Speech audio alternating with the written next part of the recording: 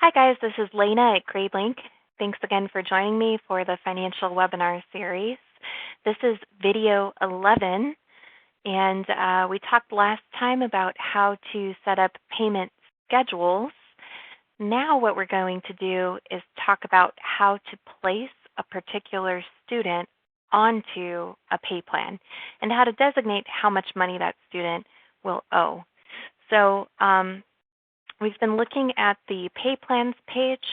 Once you have all of your payment schedules set up for the year, then we'll be able to place a particular student onto these schedules. So again, these are generic schedules that could apply to anybody in your school and actually could apply to any fee in your school, whether that's tuition fees or otherwise. So they're generic sort of plans. Once I have all of my schedules set up, then I can click on the Contracts tab at the top of the page to apply those to a particular student. So I have Alexis selected over here on the left, and in order to place her onto a payment plan for next year, I would make sure that her name is selected, and then I would start clicking in these boxes to add her onto the pay plan. So this is going to be for the 2014-2015 school year. The contract date is really just internal facing. It's informational for you. The parent will not see that on a bill or anything like that, but you can use it for maybe the date that a parent agreed to a particular payment plan or a particular payment schedule. The next drop-down is very critical. It's that you choose the transaction type that you are placing the student, that you're applying for this student. You'll see what I mean here when I click. So if I want to place the student on a pay plan for tuition, I would need to choose my tuition fee type that I have set up. And again, these titles might vary a little bit depending on your school. You might have used slightly different titles, but be sure to choose one that is a charge. Like I want to avoid this tuition payment because that'll automatically make it seem like the parent is paying each month, and that's not what I'm trying to achieve here. So I want to use my tuition charge here, my tuition regular rate. Next, I choose my payment plan or my schedule. So if, let's say that Alexis is going to be paying this tuition rate down over 10 months, then I would choose my 10-month pay plan that I've already configured.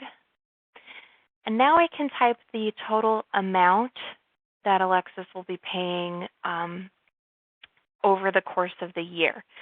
So this box is not the amount that she's charged each month. It's the amount that she will be paying over the course of the entire school year next year. So maybe that cost is $3,000, for example. Once I type in the amount, I'm going to click Save, and we'll see some of the details of her pay plan on the bottom half of the page. So what I can see is a breakdown of the dates that she'll be charged, each of the months that she'll be charged, and the amount that she'll be charged. Now, looks like I had a typo here. I put the total amount as $3, so we probably don't intend her to be charged that small of an amount. So I'm going to cancel this. I'm actually going to delete what I just did. And I'm going to put her in again here for the appropriate amount.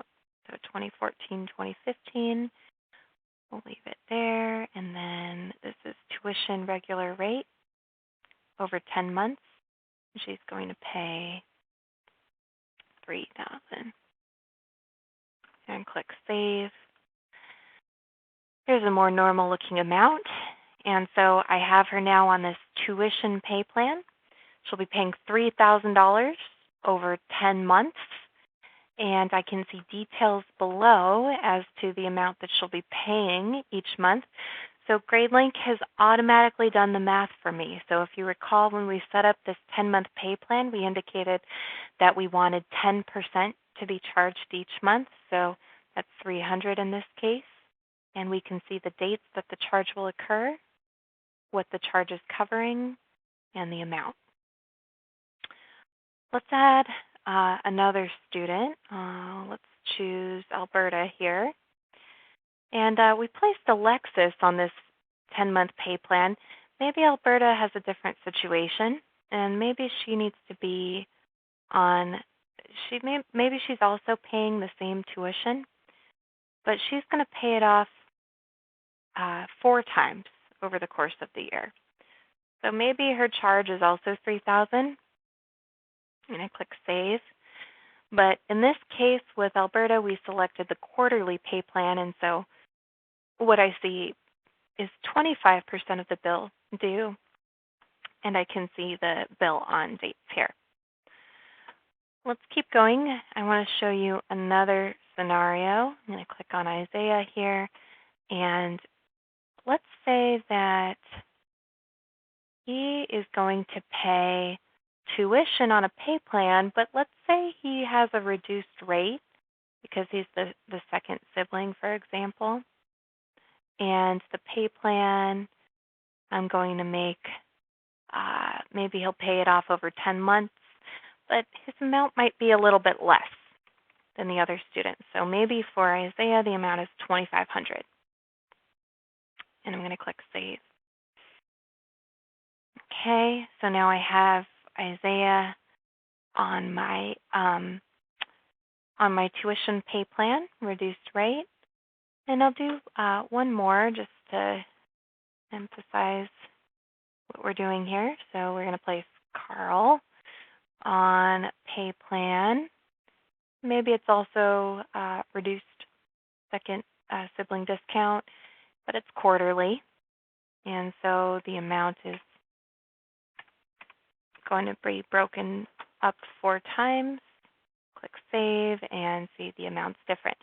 So you can have different students paying different amounts, and they can pay those amounts over different using different schedules. Okay. I'm going to show you another scenario here. You may or may not use this. Let me take a step back and say that when you place a student on these pay plans, what it will do is automatically create a charge in the student ledger for the appropriate amount for that student at the appropriate point in time. So the end of August, what we'd see is a charge for $750 for Alberta here.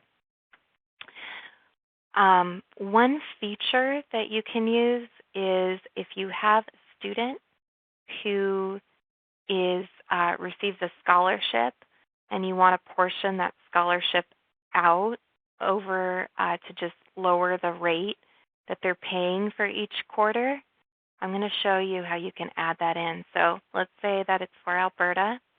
She owes $750 each quarter, but maybe she receives a scholarship, and there's that Honor Society scholarship. And every quarter, maybe it was a $500 scholarship for the year, but I want to portion it out for each quarter so that her amount owed is a little bit less. I click Save. What I would see in this case is we've set this up, if you remember from a few videos ago, as a credit memo. And so the amount of $125 would be credited towards her account each quarter. So each quarter she would be charged $750, but then she would also be credited $125. So we'll look into the ledger in a few more videos, and you'll get to see some more examples of this sort of thing. But just keep in mind that you can